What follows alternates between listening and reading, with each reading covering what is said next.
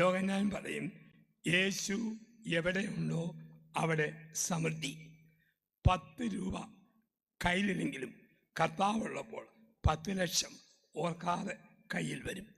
10 കോടി കയ്യിലുണ്ടെങ്കിലും ഓർക്കാതെ കൈക്കൊരു ഓട്ട വീഴും.